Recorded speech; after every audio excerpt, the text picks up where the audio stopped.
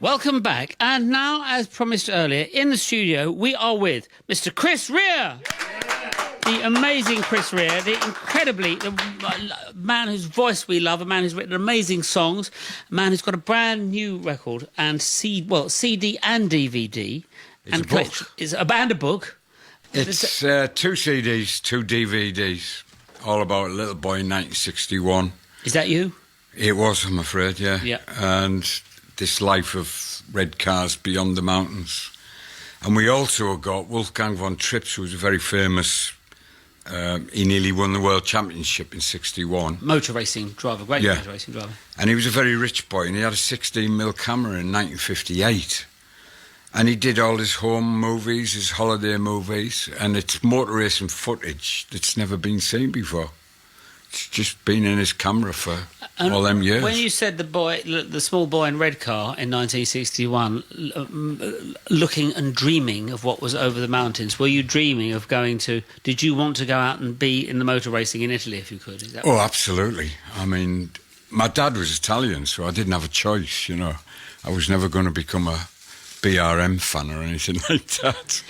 And him and his brothers, you know, my uncles, they'd all sit around the little black and white TV and watch the Grand Prix when it used to come, little bits live.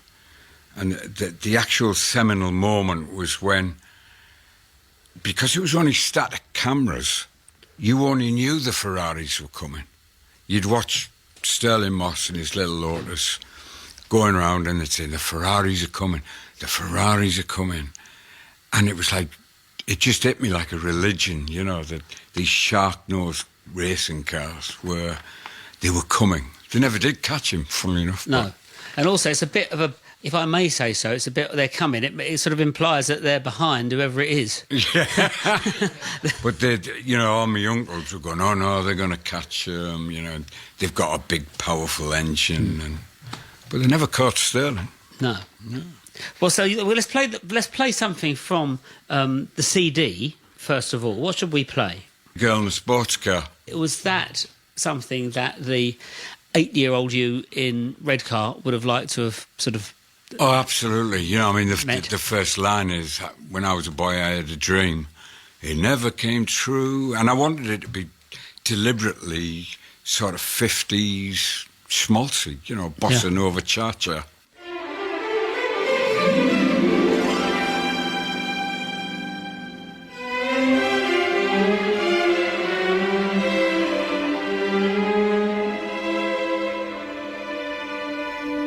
When I was a boy,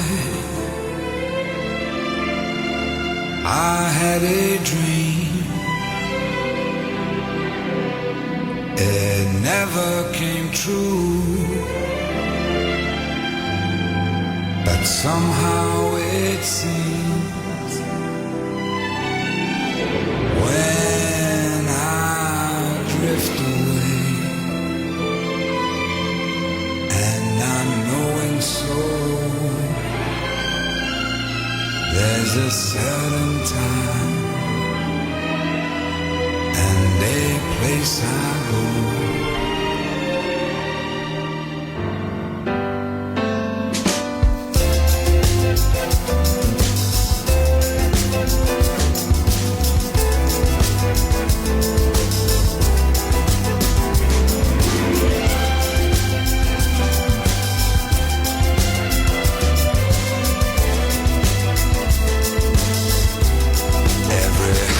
Got its moment written on its soul, just a minute in its lifetime of a happiness untold. For the smallest grain of sand in time, your own shadow sets you free. To your reflection, and your heart cries out, this is really me.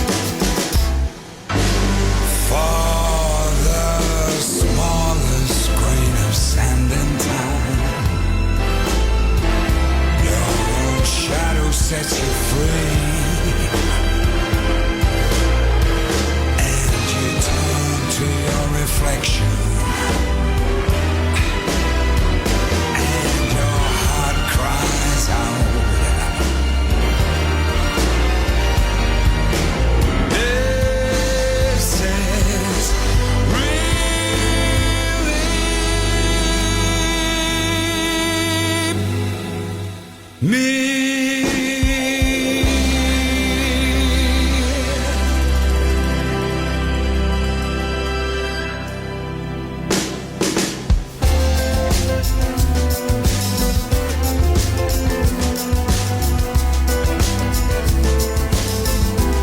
It's that girl in a sports car, 1961. I think that's really deserves a round of applause. That is a great, what a great piece. And I tell you what, I've never heard a piece of music sound, if I may say so, more glamorous and more like I want to be in 1961 and see the girl in the Ferrari Lusso pulling up on the streets of Redcar to snatch her away. I once had a thing, actually, where I thought I had a nice car that I always wanted when I was a child. And I thought, well, if I pulled up on the side of the road and saw me as a child in a nice car and said, it's all right, get in the car, and you go, hang on, I'm not getting in the car with a stranger. I'd say, it's all right, I'm yourself in the future. And I thought, what would I have said to myself? What would you have said to yourself as a child now if you'd have seen yourself waiting on the street corner for the Ferrari? My poor long-serving wife has got... she's got this phrase now, bus stop. So a car will turn up in our house. It'll be a little yellow Lotus Salon. And she'll look and she'll go, bus stop. And it's all the cars I saw going by when I was a kid at the bus stop. You haven't got a bus, have you? No. That's next. That's a great... Well, I have to say, your voice and your songs are sounding better than ever. I mean, up till 2009, it says here, and I'm sure it's true, you'd sold over 30 million records. And I think with this, it's going to be 60 million because it just sounds so fantastic. Well, that was recorded, believe it or not, in 1995. Well, you've been touring, and also you haven't been well, but you've continued making great music. I mean, that's what I live for. Yeah. You know, does it make you feel, well, although despite having been ill, does the music make you feel better when you're doing that? Oh, absolutely. You know, this morning I did 2 hours, you know, preparing the next record, and I can't stop doing it. Yeah. The next record you've chosen is Moon River. Tell us about that. Well, I thought it went well with Girl and Sports Car and the Passione thing. I always remember saying to my dad in the Terrace Street in Middlesbrough, Dad, what's a moon river? You know. Good point, actually. And he went in because of his Italian thing, you know. It's a river of dreams that goes... And this is an ice cream man from Middlesbrough, you know. So I know where I got it from. And I just find it's the best romantic song ever made. You know, we all write songs, and we all would like that big one. Every time it still blows me away. Right, get the hanky out. Here it is. Danny Williams, not Andy Williams, and of Moon River, chosen by our guest here this evening, Chris Rea. Great to have you here, Chris. And, I mean, I don't want to dwell on this, but only because you were saying it when we were coming in here, that because you will, it's sort of given you a different perspective on things. How would you describe that change of perspective? Now? Yes. Lucky to be alive, you know. I got up this morning and you know, before all the illnesses, I'm not a saint, you know, I wouldn't have noticed that it was a nice day. I'd have been rabidly bashing somebody from a record company or whatever, you know. And now you become very, very laid back. You don't have road rage arguments anymore, you know. You just think, what a nice day. You're still racing the You car, notice though. colours. Yes. Yeah, that's the biggest thing I've come across. It was because my wife was an artist anyway, so she taught me about when she was running out of ideas when I'm on the therapy and coming out of all the operations. She didn't know what to do next, and she said, let's play with paint. She didn't say, let's be a painter. She said, let's play with paint. And she got some green and yellow, and she said, put your finger in it and rub it round. It went blue. And I thought that was just absolutely mad. I thought it was a magic trick. So I started to get into it, you know. And there are paintings in the. Unfortunately for the punter, there's 48 paintings. But that's great. And what sort of subjects do you look? Well, my daughter studied in Florence, and I used to give her any excuse I could to go and get her. I even used to hide things out of a travel bag when she was going back, so that she'd phone up and say, I've forgotten me. Don't worry, I'll bring it tomorrow, you know. And I did these. They're all about Ferraris and they're all about prancing horses, but they're actually things that you would find on a church wall. So it's all the Renaissance colours, cracks and bits of plaster peeling away, and you just see that little prancing horse coming through it. Like a fresco on a wall sort of thing. Yeah. Very dark brown, dark ochres. But And I just love it. It's interesting, the visual arts. I mean, Gilson over there, he paints portraits of people. Do you think it's a natural extension of somebody's musical, if somebody's musical, to go into painting? Do you think? I've always thought that, especially for working class kids in the 70s and 80s, I think rock music was their art school. You know, I see there is a parallel between musicians. You know, just over the years, you come across people like Gil, who was supposed to be a roaring, dangerous punk drummer, and actually he was extremely artistic. It would be great if you would consider, as you have got such a great voice, singing something with us here in the studio this evening. Is there anything that would take your fancy? I've always wanted to sing Bebop a Lula. Well, I think... Since I was 7-year-old. Well, and I'd like to be able to make that dream come true. And I've actually talked to some famous rock heroes, and most of them always say they've tried to rewrite Bebop a Lula 1,000 times because the rhythm is just absolutely perfect. Bebop a Lula, you know. It's incredible. It's so a fantastic metre of the... And people spend all their lives trying to find the same thing with different words. People often, I think that they don't realise the importance of the metre in a song. Like Chuck Berry words, I studied those once, and I realised they sound like a machine gun coming out, just the rhythm and the pace of the words, and Bebop a Lula's like that. It just rolls off the tongue, doesn't it? What style of rhythm would you like to do Bebop a Lula in? Duke Ellington. Interesting If choice. poss. OK, Gilson, that's over to you then. Any other way? Yes. Hey? Great, in that case, you better count us in, Gilson, and we'll discuss Duke Ellington after this. Here we go.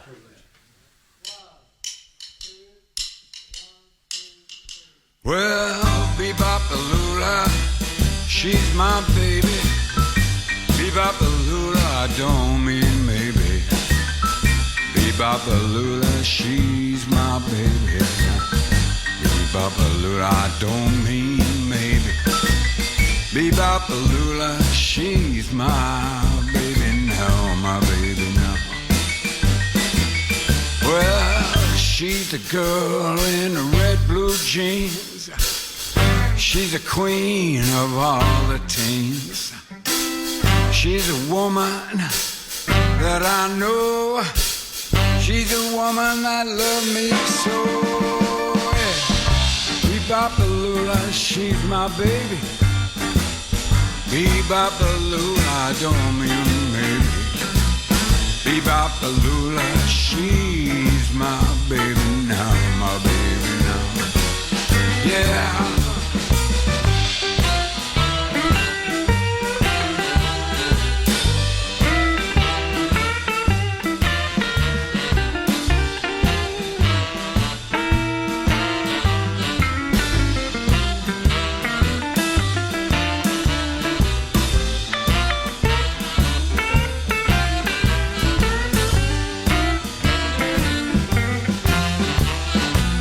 She's the one, yeah, she got that beat.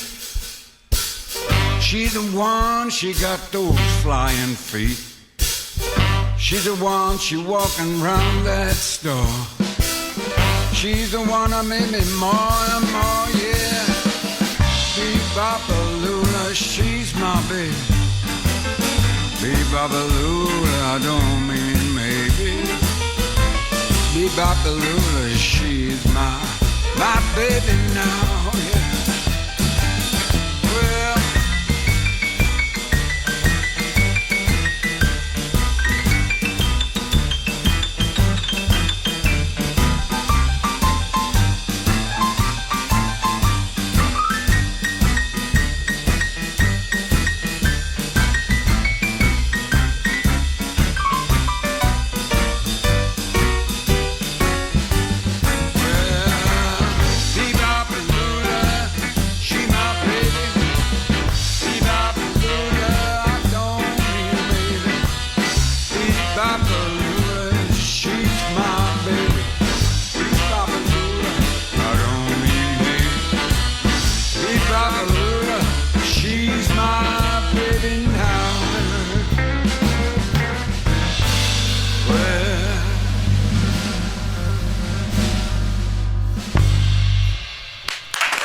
Chris Rea, Bebopper Lula.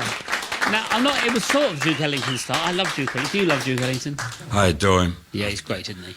I was telling you earlier, I've got an ambition once to get the Rolling Stones songs done with Duke Ellington arrangements, because I think it would sound great, because they came with the riffs before the guitars did, and it would sound, Brown Sugar with a Duke Ellington-sized band would just sound incredible. And I think Duke Ellington was a great guru. He used to say lots of things about music. He'd say, it reveals a new face every day, and it's an enigma. That's why I keep doing it all the time, He's a great sort of philosopher of music and things. I think them boys, they've forgotten more than we'll ever know. I think that's the way. Especially if you, perception-wise, think of what hadn't been done when they first hit the deck. Yeah. I mean, this kind of music, it was almost like abstract. Well, classical players thought it was abstract. And also, somebody like Duke Ellington came from a time early on when he said himself it was the stride pianist. That's what he was trying to be, trying to get a gig as that. And then it evolved into this completely different music over that period. Yeah, completely brand new. Yeah. But do you think it's a bit like painting, maybe do you think in that, that time in the 20th century, the painting all changed, didn't it? There was a modern painting came along. So it's like a lot of things came. I wonder if things have slowed down again now. Like the 20th century saw loads of all this stuff happening, painting becoming modern, music becoming modern, and then it all kind of just slows again. Everything's about celebrity success now. Whereas in them days, that wasn't on the agenda. They were just searching, truthfully searching. All the time. When you look at some of the abstracts and you think, oh yeah, I've seen them at, art college and stuff like that. And then you look at when it was painted in 1910. So somebody was thinking like that in 1910. Wow, 100 years ahead. Yeah. Well, it's been fantastic having you as a guest here this evening. We're gonna. What should we finish off with? Something. Let's play something from. La Passione. I wanted you to say it because I'm not very good at saying it. It sounds better. La Passione. Yeah. Let's play something. Let's go. What should we play from La Passione? It's I consider it one of my lucky breaks. We sit at the piano or the guitar, and sometimes it's happened before you've actually thought about, I think I'll write a certain kind of song. You've just sang something half joking to your daughter, when the grey skies turned to blue. Then I had to go and check it to make sure I wasn't standing on anyone's toes, because it sounded so, catchy. It was such a nice little song, it's only 3 minutes, and it's my little one of them songs. Well, I think if I may say so, it's like you. It is perfectly formed. And it's been fantastic having you as our guest here this evening. Thank you, Chris Rea. Yeah. When the grey skies turn to blue, from La Passion.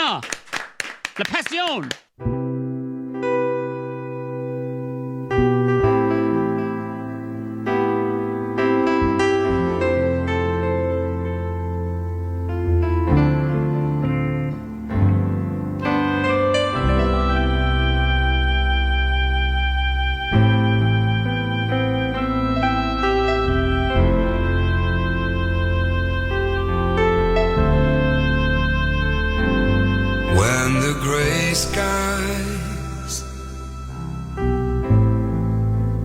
turn to blue,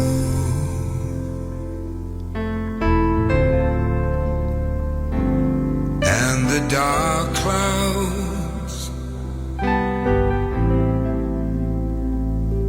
blow away.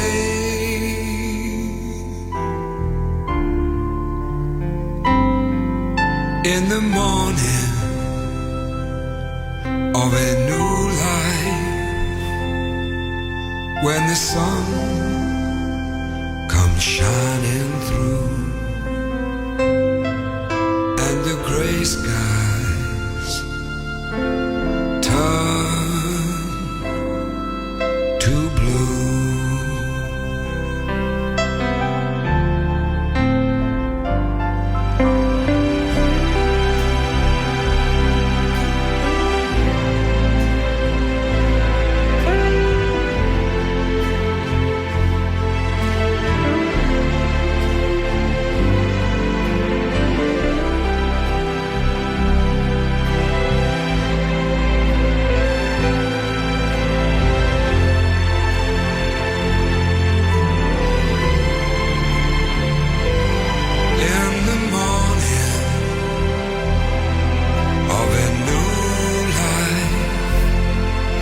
when the sun comes shining through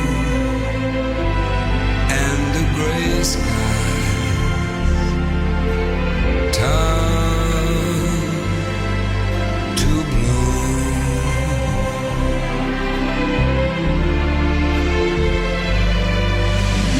Meet me on a bright and windy day when the breeze has blown the gray skies far away. High on a hillside when the sun comes shining through and the gray skies turn to blue.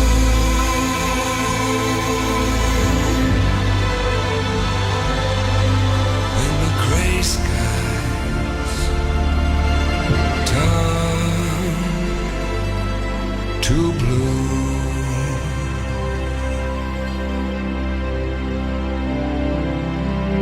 When the gray skies turn to blue.